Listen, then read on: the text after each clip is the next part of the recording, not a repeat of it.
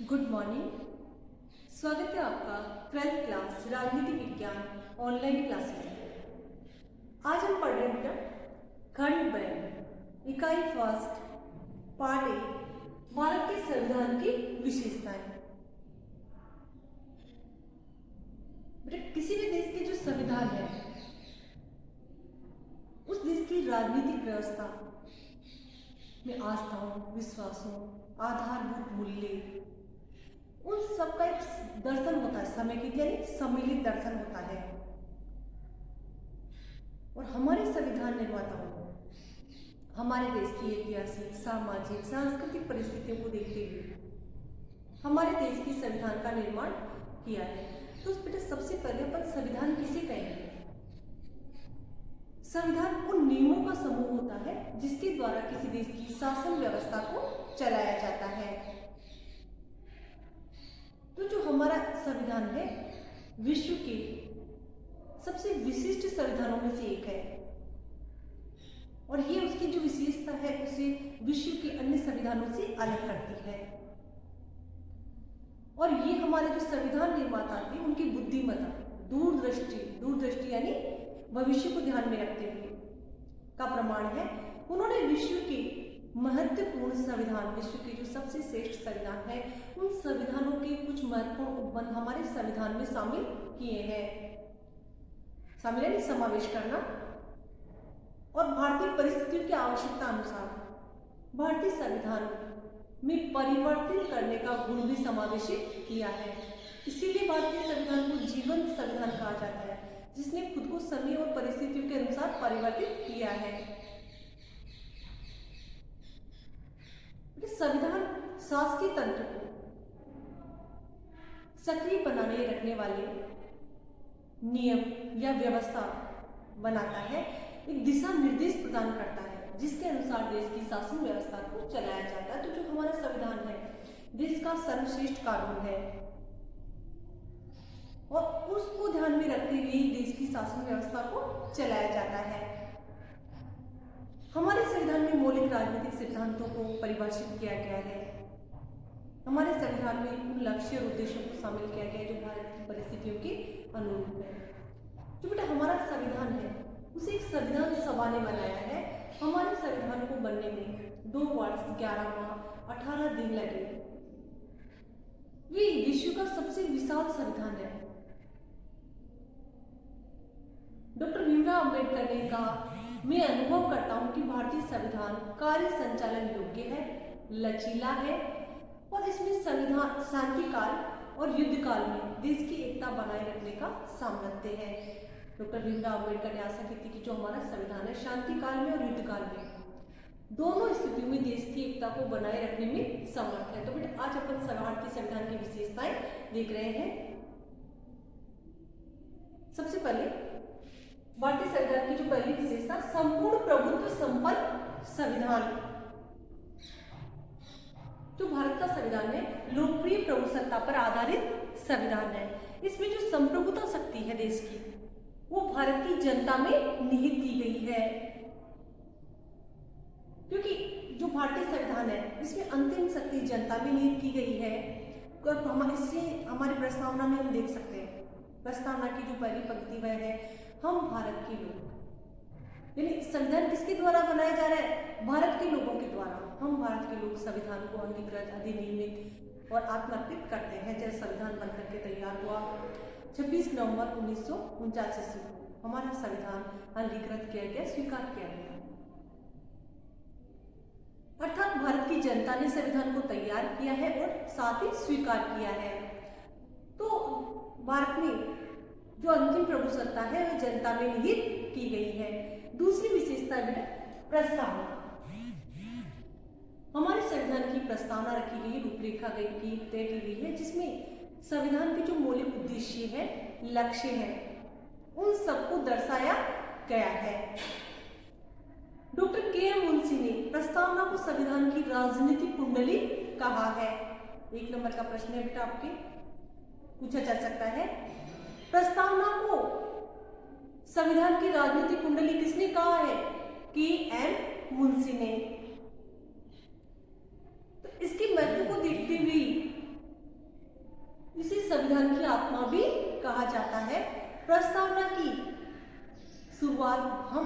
लोक से होती है, जो कि हमारे संविधान की प्रस्तावना की मुख्य विशेषता है। फिर इसके बाद में जो तीसरी विशेषता, विश्व का सबसे विशाल संविधान। जो हमारा संविधान बेटा विश्व का सबसे विशाल संविधान है, आपकी जानकारी के लिए बता दूं, अमेरिका के संविधान में 7 अनुच्छेद हैं। इसी तरह दक्षिण अफ्रीका के संविधान में 153 अनुच्छेद हैं। ऑस्ट्रेलिया के संविधान में 128 अनुच्छेद है, लेकिन हमारे भारत के संविधान में कितने अनुच्छेद है? 395 अनुच्छेद है, जो बताता है कि हमारा संविधान इतना विस्तृत है। हमारे संविधान में 22 भाग, 12 अनुसूचियां और 395 अनुच्छेद और 5 परिशिष्ट है। और अब तक इसमें, हालांकि हमारी पाठ्य पुस्तक में बेटा 101 संशोधन दिए हुए हैं, लेकिन वर्तमान तक इसमें 103 संशोधन हो चुके हैं और ये प्रक्रिया अभी भी जारी है। तो इस तरह हमारा संविधान एक महत्वपूर्ण दस्तावेज है, विश्व का सबसे विशाल संविधान है। कई देशों के लिए हमारा संविधान आदर्श है। संविधान का जो 101वां संशोधन था वो वस्तु और सेवा कर, जीएसटी का नाम आपने सुना होगा, गुड सर्विस टैक्स, पूरे देश में एक समान कर व्यवस्था से संबंधित है, जिसे राष्ट्रपति जी ने सितंबर 2016 में हस्ताक्षरित किया और ये जुलाई 2017 में लागू हो चुका था। वर्तमान में 103 संशोधन हो चुके हैं। फिर इसके बाद में जो चौथी विशेषता बेटा वह है लिखित संविधान, निर्मित संविधान। जो भारतीय संविधान है इसको एक संविधान सभा ने तैयार किया है, लिखा गया है। संविधान सभा ने इसे 2 वर्ष 11 माह और 18 दिनों के अथक प्रयास के बाद में बनाया। साथ ही इसमें परिस्थितियों और आवश्यकता के अनुसार उनको परिवर्तित करने की व्यवस्था भी की गई है। अब तक बेटा इसमें 103 संशोधन हो चुके हैं। जो अगली विशेषता है संसदीय शासन व्यवस्था। डॉक्टर अंबेडकर के अनुसार संस्थात्मक प्रणाली में शासन के उत्तरदायित्व एवं मूल्यांकन निश्चित समय बाद होता है। तो हमारे देश में ब्रिटेन की तर्ज पर संस्थात्मक व्यवस्था को अपनाया गया है। इस प्रणाली में जो कार्यपालिका होती है बेटा व्यवस्थापिका अर्थात लोकसभा के प्रति उत्तरदायी होती है। राष्ट्रपति का पद गरिमा और प्रतिष्ठा का होता है, वो औपचारिक प्रधान कहलाते हैं। और जो प्रधानमंत्री होते हैं वास्तविक शक्तियां मंत्रिमंडल और प्रधानमंत्री के द्वारा प्रयोग की जाती है और वह वास्तविक प्रधान होते हैं। इसमें संसद का विश्वास प्राप्त होने पर मंत्रिमंडल को संसद का विश्वास समाप्त होने पर मंत्रिमंडल को त्यागपत्र देना पड़ता है, जिसे अपन अविश्वास प्रस्ताव, आपने नाम सुना है, लोकसभा में अविश्वास प्रस्ताव पारित हो जाना। तो जब तक संसद में सरकार को विश्वास बना हुआ है, बहुमत बना हुआ है, तब तक ही मंत्रिमंडल कार्य कर सकता है। इस व्यवस्था में प्रधानमंत्री मंत्रिमंडल का नेतृत्व करता है। भारत में संसदीय व्यवस्था को केंद्र के साथ राज्यों में भी लागू किया गया है। फिर इसके बाद में जो अगली विशेषता है मौलिक अधिकार पर कर्तव्य। हमारे संविधान में भाग 3 में मौलिक अधिकार और भाग 4 में मौलिक कर्तव्यों का उल्लेख किया गया है। संविधान के भाग 3 में अनुच्छेद 12 से 35 तक मौलिक अधिकारों का वर्णन किया गया है। बेटा मूल संविधान में जो मौलिक अधिकार 7 थे, वर्तमान में 6 मौलिक अधिकार हैं। संपत्ति के अधिकार को 44वें संविधान संशोधन के द्वारा हटा दिया गया। वर्तमान में जो मौलिक अधिकार है, पहला है समानता का अधिकार, दूसरा स्वतंत्रता का अधिकार, तीसरा शोषण के विरुद्ध अधिकार, चौथा धार्मिक स्वतंत्रता का अधिकार, जो पांचवा है वह है अल्पसंख्यकों के लिए लिपि और शिक्षा से संबंधित अधिकार और छठा है संवैधानिक उपचारों का अधिकार। अब आपको बड़ा एक चीज बता दूं, 86वें संवैधानिक संशोधन द्वारा, जिसे जुलाई 2009 में पारित किया गया और 1 अप्रैल 2010 को लागू किया गया, शिक्षा के अधिकार को अनुच्छेद 21 में जीवन की रक्षा के अधिकार में शामिल कर दिया गया है। एक नंबर का प्रश्न आपके बन सकता है, शिक्षा का अधिकार अधिनियम कब पारित हुआ? शिक्षा का अधिकार अधिनियम बेटा पारित हुआ 1 अप्रैल 2010 को। कौन से संशोधन के द्वारा? 86वें संवैधानिक संशोधन के द्वारा। अनुच्छेद 21 में स्वतंत्रता के अधिकार में अनुच्छेद 21 में क्या जोड़ा गया है और जिसमें कहा गया है कि 6 से 14 वर्ष तक के बच्चों को राज्य के द्वारा निःशुल्क शिक्षा प्रदान की जाएगी। इसके अलावा 42वें संविधान संशोधन 1976 के द्वारा नागरिकों के 10 मूल कर्तव्य निर्धारित किए गए। मूल संविधान में मौलिक कर्तव्य नहीं दिए गए थे। इनमें संविधान का पालन करना, भारत की संप्रभुता रखना, अखंडता की रक्षा करना, भाईचारे की भावना रखना, प्रकृति पर्यावरण की रक्षा करना, तो इस तरह 10 मौलिक कर्तव्य थे। 86वें संविधान संशोधन द्वारा एक और मौलिक कर्तव्य इसमें जोड़ा गया है। अब मौलिक कर्तव्य कितने बेटा? 11, जिसमें कहा गया है कि 6 से 14 वर्ष तक के बच्चों को अभिभावकों का कर्तव्य है कि वे उन्हें स्कूल भेजेंगे, शिक्षा उपलब्ध करवाएंगे। तो वर्तमान में बेटा मूल कर्तव्यों की संख्या कितनी है? 11। तो इसमें एक नंबर का प्रश्न बेटा पहले बन चुका है कि मौलिक अधिकार संविधान के कौन से भाग में दिए गए हैं? भाग 3। दूसरा प्रश्न देखो, आपके 86वें संविधान संशोधन के द्वारा 2 परिवर्तन किए गए। एक तो स्वतंत्रता के अधिकार में अनुच्छेद 21 में क जोड़ करके राज्य को निर्देश दिया गया है कि 6 से 14 वर्ष तक के बच्चों को निःशुल्क शिक्षा उपलब्ध करवाएं। दूसरा मौलिक कर्तव्यों में जो कि संविधान के अनुच्छेद 51 में दिए गए हैं, 51 में जोड़ करके, तो उसमें बताया गया है कि अभिभावकों का कर्तव्य बना दिया गया है 6 से 14 वर्ष तक के बच्चों को शिक्षा उपलब्ध करवाना। वर्तमान में मौलिक कर्तव्य 11 है। और कमेंट्स में आप जाकर के लिखेंगे कि शिक्षा का अधिकार अधिनियम कब पारित हुआ। मैं आपके कमेंट चेक करूंगी, ठीक है। फिर इसके बाद में अगली जो विशेषता है, राज्य की नीति निर्देशक तत्व। भारतीय संविधान के भाग 4 में नीति निर्देशक तत्व दिए गए हैं। नीति निर्देशक तत्व बेटा हमारे संविधान में आयरलैंड की प्रेरणा से लिए गए हैं। जो राज्य की नीति, जैसे कि अपन ने मौलिक अधिकार पढ़े, मौलिक अधिकार नागरिकों के लिए होते हैं, जबकि नीति निर्देशक तत्व राज्य के लिए पथ प्रदर्शक है, अर्थात राज्य जो कानून बनाएगा। नीति निर्देशक तत्वों को ध्यान में रखते हुए राज्य कानून बनाएगा।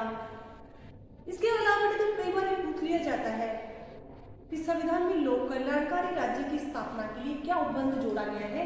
नीति निर्देशक तत्व। नीति निर्देशक संविधान में लोक कल्याणकारी राज्य की स्थापना करते हैं। तो नीति निर्देशक तत्व को संविधान के कौन से भाग में दिए गए बेटा? संविधान के भाग 4 में। बहुत सारे प्रश्न बन रहे हैं, आपको ध्यान से वीडियो सुनना है। किताब में भी आप बेटा पढ़ो तो ये छोटे छोटे प्रश्न बनते हैं। संविधान में कितने अनुच्छेद हैं? प्रस्तावना को संविधान की राजनीतिक कुंडली किसने कहा है? हमारे संविधान में अब तक कितने संशोधन हुए हैं? मौलिक कर्तव्यों का उल्लेख संविधान के किस भाग में किया गया है? तो इसमें बहुत सारे प्रश्न बन रहे हैं। अब जो नेक्स्ट विशेषता है बेटा वो है समाजवादी राज्य। 42वें संविधान संशोधन के द्वारा भारत को समाजवादी गणराज्य घोषित किया गया। समाजवाद शब्द का अर्थ अपन देखते हैं, शोषण रहित समतामूलक समाज की स्थापना करना, यानी जो गरीबी अमीरी वाला अंतर है इसको कम करना, सभी को आर्थिक विकास के दायरे में लाना। और इसके लिए हमारे यहाँ पर मिश्रित अर्थव्यवस्था को अपनाया गया। हालांकि जो मूल संविधान था उसमें समाजवाद शब्द नहीं था, 42वें संशोधन के द्वारा बाद में इसे प्रस्तावना में जोड़ा गया। 42वें संविधान संशोधन के द्वारा बेटा कितने परिवर्तन किए गए? 3 चीजें जोड़ी गई है प्रस्तावना में, समाजवाद, अखंडता और पंथ निरपेक्ष राज्य। ये 3 चीजें 42वें संविधान संशोधन के द्वारा परिवर्तित की गई है। इसके बाद जो नेक्स्ट विशेषता है वह है वयस्क मताधिकार। आप सभी जानते हैं, अपने पेरेंट्स को भी आपने वोट देते हुए देखा होगा। हमारे देश के संविधान में 18 वर्ष की आयु प्राप्त प्रत्येक नागरिक को वयस्क माना गया है और उसे मत देने का अधिकार प्रदान किया गया है, मत यानी वोट देना। हालांकि जो हमारा मूल संविधान में था उसमें मताधिकार की आयु 21 वर्ष थी, किंतु 61वें संविधान संशोधन के द्वारा मताधिकार की आयु सीमा घटा करके 18 वर्ष कर दी गई। फिर इसके बाद में बेटा जो नेक्स्ट स्टेप ना, पंथ निरपेक्ष राज्य। पंथ निरपेक्ष यानी धर्मनिरपेक्षता। भारतीय संविधान के अनुच्छेद 25 के अनुसार धर्म के क्षेत्र में प्रत्येक नागरिक को स्वतंत्रता प्रदान की गई। वह अपने अंतःकरण के अनुसार धर्म का चयन कर सकता है, किसी संस्था की स्थापना कर सकता है। हमारे यहाँ पर जो धर्मनिरपेक्षता है उसका यूरोपीय मॉडल नहीं अपनाया गया है, बल्कि भारतीय मॉडल अपनाया गया है। यूरोपीय मॉडल में तो धर्म और राज्य बिल्कुल पृथक होते हैं। धर्म में अगर कोई कुरीति भी है तो राज्य से दूर नहीं करेगा, लेकिन अपने यहाँ पर भारतीय मॉडल में धर्मनिरपेक्षता को अपनाया गया। राज्य का कोई धर्म नहीं होगा, लेकिन अगर किसी धर्म में कोई कुरीति पाई जाती है तो राज्य से दूर कर सकता है। संविधान राज्य को अधिकृत करता है कि वह धर्म से जुड़ी कुरीतियों का निराकरण करने के लिए धार्मिक मामलों में मूल्य आधारित हस्तक्षेप करे, और इसी प्रसिद्ध राजनीति शास्त्री राजीव भार्गव ने धर्मनिरपेक्षता का उसूली फासले का सिद्धांत कहा है। 1 नंबर का प्रश्न आपके बन गया है। धर्मनिरपेक्षता का उसूली फासले का सिद्धांत किसने दिया? प्रसिद्ध राजनीति शास्त्री राजीव भार्गव ने। और क्या है ये उसूली फासले का सिद्धांत? धर्म से जुड़ी कुरीतियों का निराकरण करना, उन कुरीतियों को समाधान करना। राज्य धार्मिक मामलों में हस्तक्षेप कर सकता है कुरीतियों को दूर करने के लिए, और इसी को उसूली फासले का सिद्धांत कहा जाता है। नेक्स्ट जो विशेषता है बेटा अपना विलक्षण दस्तावेज। जो हमारा संविधान है, संविधान निर्माताओं की बुद्धिमत्ता और दूरदृष्टि का परिचायक है। बुद्धिमत्ता यानी हमारे संविधान निर्माताओं ने भारतीय परिस्थितियों को ध्यान में रखकर संविधान का निर्माण किया। उन्होंने संविधान में जनता द्वारा मान्य आधारभूत मूल्य और सर्वोच्च आकांक्षाओं को स्थान दिया, यानी जनता क्या चाहती है, जनता की इच्छाओं को ध्यान में रखते हुए संविधान का निर्माण किया। और दक्षिण अफ्रीका तो इसे प्रतिमान के रूप में, एक आदर्श के रूप में मानता है, और हमारे संविधान के प्रावधानों को अक्सर दक्षिण अफ्रीका के संविधान में लिया गया है। सचमुच एक विलक्षण दस्तावेज है। जो नेक्स्ट विशेषता है एकात्मक और संघात्मक तत्वों का सहयोग। बेटा बोर्ड में प्रश्न बन चुका है इस टॉपिक पर, और प्रश्न ध्यान से सुने। भारतीय संविधान एकात्मक और संघात्मक तत्वों का अद्भुत संयोग है, स्पष्ट कीजिए। 4 नंबर का क्वेश्चन था आपके। तो बेटा भारत का जो संविधान है उसमें संघात्मक व्यवस्था को अपनाया गया है।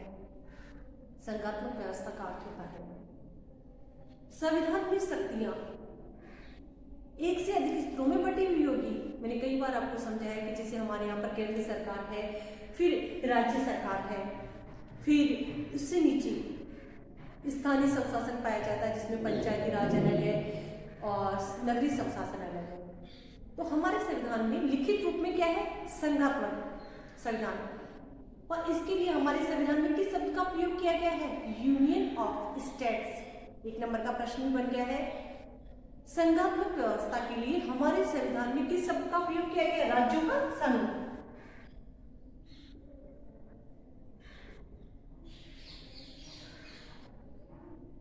तो संघात्मक व्यवस्था के लिए हमारे संविधान में राज्यों का संघ शब्द का प्रयोग किया गया। इंग्लिश में अपन कहेंगे यूनियन ऑफ स्टेट्स। संविधान के पहले ही अनुच्छेद में कहा गया है कि भारतीय जो है राज्यों का एकक होगा, अर्थात राज्यों का संघ होगा, जिसे प्रचलन में राज्यों का संघ कहा जाता है। संविधान निर्माताओं की आकांक्षा एक ऐसा संविधान बनाने की थी जिसमें केंद्र भारत की एकता को बनाए रखे, यानी केंद्र सरकार को मजबूत रखने की भावना थी, लेकिन साथ ही राज्यों को भी स्वायत्तता मिले, यानी राज्यों को भी शक्तियां मिले। इसके लिए संघात्मक व्यवस्था को अपनाया गया। लेकिन साथ ही कई तत्व हमारे संविधान में एकात्मक संविधान के भी देखने के मिलते हैं। संविधान के अनेक प्रावधान केंद्र को राज्यों की अपेक्षा शक्तिशाली बनाते हैं। केंद्र को मजबूत रखने का प्रावधान एकात्मक व्यवस्था का लक्षण है। अति महत्वपूर्ण विषयों को संघ सूची में स्थान दिया गया है। और जो देखो शक्तियां 3 भागों में होती है बेटा, संघ सूची, राज्य सूची, समवर्ती सूची। इसके अलावा जो अवशिष्ट विषय बच जाते हैं, जिन विषयों का कहीं उल्लेख नहीं है, वो भी केंद्रीय सरकार को दी गई है। इसके अलावा केंद्र पर राज्यों पर, केंद्र का राज्यों पर नियंत्रण, ये भी एकात्मकता का लक्षण है। इकरी नागरिकता, हमारे देश में एक ही नागरिकता प्रदान की गई, हम भारत के नागरिक हैं। जबकि अमेरिका जैसे संघात्मक व्यवस्था वाले देश में दोहरी नागरिकता प्राप्त होती है। एक तो अमेरिका की नागरिकता प्राप्त होगी और दूसरी वो जिस राज्य का है तो उसकी नागरिकता भी उसको प्राप्त होती है। वहां दोहरी नागरिकता है संघात्मक व्यवस्था के कारण, लेकिन अपने यहाँ पर इकरी नागरिकता है। तो ये भी एकात्मकता का लक्षण है। इसके अलावा संसद को राज्यों के पुनर्गठन का अधिकार, हमारी संसद राज्यों की सीमाओं में परिवर्तित कर सकती है, नया राज्य बना सकती है, ये भी एकात्मकता का लक्षण है। राष्ट्रपति द्वारा राज्यपालों की नियुक्ति, ये भी एकात्मकता का लक्षण है। राज्यों के केंद्र पर आर्थिक निर्भरता, वित्त के लिए, पैसे के लिए राज्य किस पर निर्भर है? केंद्र पर।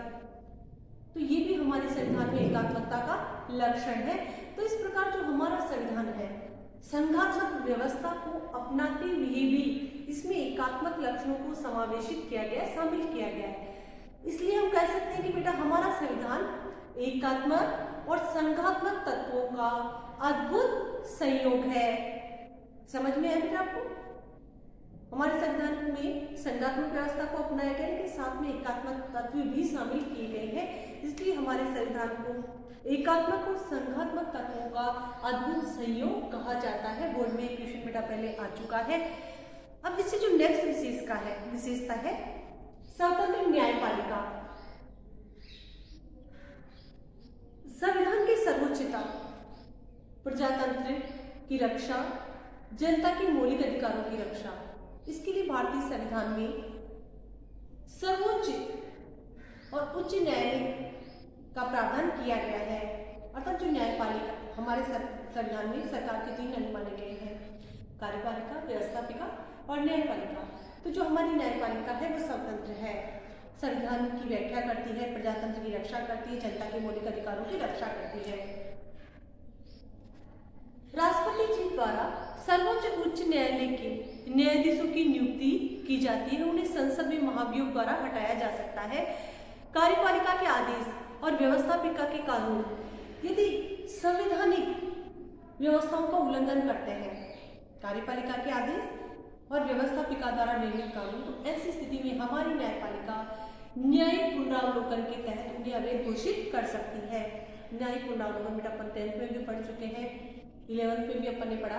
न्यायिक पुनरावलोकन का अर्थ होता है कि कार्यपालिका या व्यवस्थापिका द्वारा बनाए गए ऐसे कानूनी आदेश जो कि संविधान की अवहेलना करते हैं, तो न्यायपालिका उन्हें निरस्त कर सकती है और इसी न्यायपालिका की न्यायिक पुनरावलोकन की शक्ति कहा जाता है।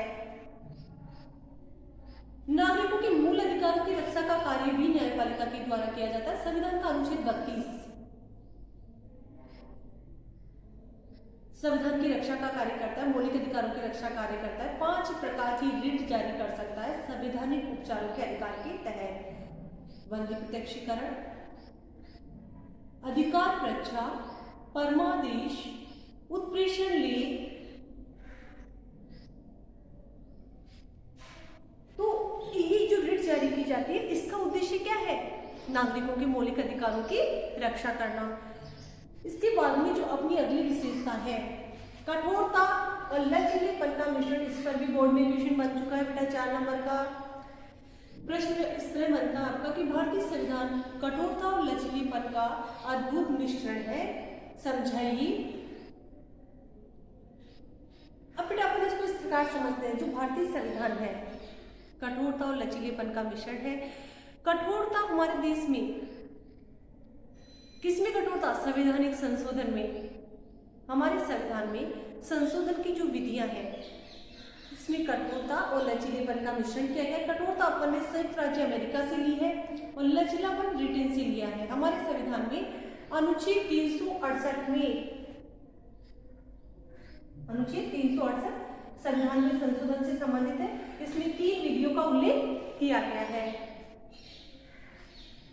इसमें जो पहली विधि है काफी लचीली है, दूसरी और तीसरी विधि कठोर है।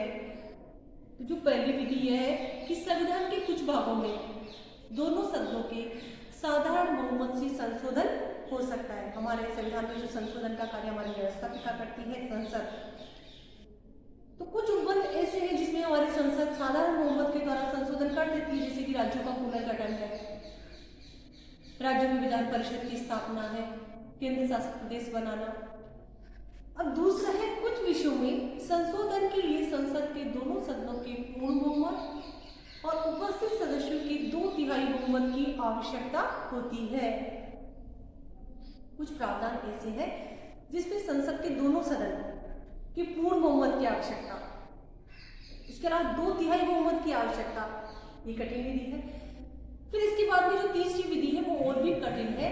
उसमें ये प्रावधान है कि कुछ विषयों में संशोधन के लिए संसद के दोनों सदनों के पूर्ण बहुमत, 2/3 बहुमत और आधे से अधिक राज्यों के विधानमंडलों के समर्थन की आवश्यकता है। यानी संसद के दोनों सदन पूर्ण बहुमत और उपस्थित सदस्यों के 2/3 बहुमत से संशोधन कर देते हैं। उसके बाद में भी उस प्रस्ताव को कहाँ भेजा जाता है, राज्यों में। बाकी 28 राज्य, 28 में से 14 राज्य, जब उस 14 राज्यों की विधानसभाएं जब उसको समर्थित करेगी तो वो संशोधन प्रस्ताव पारित होगा। तो ये कठोर विधि है। तो इस प्रकार स्पष्ट है कि हमारे संविधान में कुछ विधियां कठोर है, कुछ लचीली है। इसलिए भारतीय संविधान को कठोरता और लचीलेपन का अद्भुत मिश्रण कहा जाता है। बोर्ड में बेटा ये प्रश्न पूछा जा चुका है। न्यायिक पुनरावलोकन और संसदीय संप्रभुता का समन्वय जो नेक्स्ट विशेषता है, तो इसमें यह कि हमारे यहाँ पर संसद की संप्रभुता के सिद्धांत को अपनाया गया है। हमारे संविधान में संसद को सर्वोच्च बनाया गया है। साथ ही उसको नियंत्रित करने के लिए न्यायपालिका को न्यायिक पुनरावलोकन की शक्ति दी गई है। न्यायिक पुनरावलोकन का अभी अपन ने पढ़ा। क्या था न्यायिक पुनरावलोकन?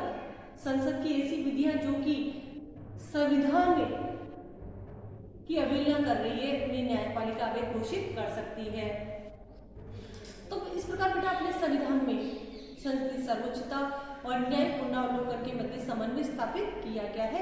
नेक्स्ट है विश्व शांति का समर्थन। भारतीय संविधान विश्व शांति का समर्थन करता है।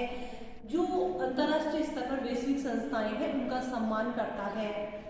अनुच्छेद 51 में हमारे जो नीति निर्देशक तत्व है उसमें अनुच्छेद 51 के अनुसार राज्य का कर्तव्य है कि अंतर्राष्ट्रीय शांति सुरक्षा, राष्ट्रों के बीच न्यायपूर्ण और सम्मानजनक संबंधों की स्थापना करे। हमारी विदेश नीति के तत्व में भी अपन ने पंचशील के सिद्धांत पढ़े थे। भारत विश्व शांति का सदैव समर्थक रहा है। इसके बाद में अगली विशेषता आपातकालीन उपबंध। आपातकालीन उपबंध बेटा कब लगाए जाते हैं? जब देश में युद्ध हो, बाहरी आक्रमण हो, सशस्त्र विद्रोह हो जाए, तो ऐसी स्थिति में आपातकालीन उपबंध लगाए जाते हैं। इसके लिए 3 उपबंध है। अनुच्छेद 352,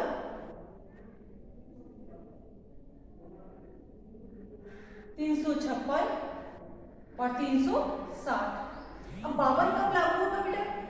जब युद्ध हो जाए, बाहरी आक्रमण हो जाए, सशस्त्र विद्रोह हो जाए, तो पूरे देश में राष्ट्रीय आपातकाल लागू हो जाता है। सारी शक्तियां केंद्र सरकार के पास पहुंच जाती है। अनुच्छेद 356 राज्यों से संबंधित है संवैधानिक तंत्र की विफलता पर। अगर राज्यपाल राष्ट्रपति जी को प्रतिवेदन भेजता है कि राज्य में जो शासन चलाया जा रहा है संविधान के नियमों के अनुसार नहीं चलाया जा रहा है, तो राज्यों में राष्ट्रपति शासन लगा दिया जाता है अनुच्छेद 356 के तहत। और जो अनुच्छेद 360 है वित्तीय आपातकाल से संबंधित है। अगर देश में वित्तीय संकट आ जाए, देश दिवालियेपन के कगार पर पहुंच जाए, तो वित्तीय आपातकाल लगाया जाता है। हालांकि वित्तीय आपातकाल अब तक नहीं लगा है। राष्ट्रीय आपातकाल अब तक 3 बार लगा है।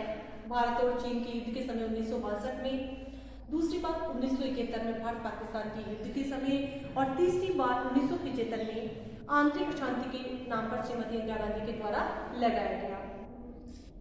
अनुच्छेद 356 का प्रयोग राज्यों में होता रही, अब तक कितनी ही बार लगाया जा चुका है। वित्तीय आपातकाल अभी एक बार भी नहीं लगा है। फिर इसके बाद में हम बात करते हैं इकरी नागरिकता की। जैसा कि अभी थोड़ी देर पहले मैंने आपको बताया था, संघात्मक राज्यों में दोहरी नागरिकता पाई जाती है, एक देश की और दूसरे राज्य की। लेकिन हमारे संविधान में सिर्फ देश की नागरिकता प्रदान की गई है। हमारे संविधान निर्माताओं ने इकरी नागरिकता क्यों प्रदान की, ताकि देश की एकता और अखंडता को बनाया रखा जा सके। इसके बाद में नेक्स्ट है लोक कल्याणकारी राज्य की स्थापना का आदर्श। संविधान के नीति निर्देशक तत्वों से स्पष्ट हो जाता है कि हमारे संविधान निर्माता ये चाहते थे कि भारत एक लोक कल्याणकारी राज्य बने। केंद्र और राज्य सरकारें नागरिकों को पौष्टिक भोजन, आवास, वस्त्र, रोजगार, शिक्षा उपलब्ध करवाए, नागरिकों के जीवन स्तर को सुधारने का प्रयास करें, और इसके लिए हमारी सरकारें निरंतर प्रयत्नशील है। नियोजन की पद्धति को अपनाया गया है। फिर अल्पसंख्यक और पिछड़े वर्गों के आरक्षण के लिए विशेष प्रावधान, ये प्रश्न भी बोर्ड में पूछा जा चुका है कि हमारे संविधान में अल्पसंख्यक और पिछड़े वर्गों के लिए क्या विशेष प्रावधान लागू किए गए हैं। तो भारतीय संविधान में अल्पसंख्यकों के धार्मिक, भाषाई, सांस्कृतिक हितों की रक्षा के लिए विशेष व्यवस्था की गई है। मौलिक अधिकारों में अनुच्छेद 29 से संबंधित है। इसके अलावा बेटा हमारे संविधान में अनुसूचित जाति, जनजाति को आरक्षण प्रदान किया गया है सरकारी सेवाओं में, संसद में, विधानसभाओं में। संविधान का अनुच्छेद 330 और अनुच्छेद 332 के तहत अनुसूचित जाति और अनुसूचित जनजाति को लोकसभा में, विधानसभाओं में आरक्षण प्रदान किया गया। हमारी लोकसभा में भी अनुसूचित जाति 84 और अनुसूचित जनजाति 47 लोकसभा में आरक्षण प्रदान किया गया। इसके अलावा सरकारी सेवाओं में भी आरक्षण प्रदान किया गया है। संविधान जो 95वां संविधान संशोधन था, उसके द्वारा जो आरक्षण का प्रावधान है अनुसूचित जाति जनजाति के लिए, इसको 10 वर्ष के लिए बढ़ाया कर 25 जनवरी 2020 तक के लिए कर दिया गया है। तो इस तरह सरकारी सेवाओं में अनुसूचित जाति, अनुसूचित जनजाति के लिए विशेष प्रावधान किए गए, इन्हें आरक्षण प्रदान किया गया। इसके अलावा 1993 से जो पिछड़ा वर्ग है, इसके लिए भी 27% आरक्षण लागू किया गया। बोर्ड में 1 नंबर के प्रश्न में पूछा जा चुका है कि पिछड़ा वर्ग के लिए कितने प्रतिशत आरक्षण लागू किया गया। पिछड़ा वर्ग जिसको अपन क्या कहते हैं, पिछड़े वर्ग में बहुत सारी जातियां हमारे समाज की जिनको आरक्षण प्राप्त नहीं था, उन्हें आरक्षण प्रदान किया गया। 27% आरक्षण दिया गया है। तो बेटा जो आज टॉपिक अपन ने पढ़ा, बोर्ड में हमेशा 4 नंबर का क्वेश्चन बनता है, 1-1 नंबर के क्वेश्चन भी बनते हैं। बहुत ही छोटा सा टॉपिक है, अब जो अपन 8वीं क्लास से पढ़ते हुए आ रहे हैं, तो एक बार जब आप वीडियो देखेंगे और चैप्टर पढ़ लेंगे तो आपको अच्छी तरह से समझ में आ जाएगा। आपके 6 नंबर तैयार है, आपको 6 नंबर कोई भी नहीं छीन सकता। अगर फिर भी आपको लगता है कि चैप्टर में आपको कोई प्रॉब्लम आ रही है, आप मुझसे वापस संपर्क कर सकते हैं, मैं आपको फिर से समझाऊंगी। Thank you.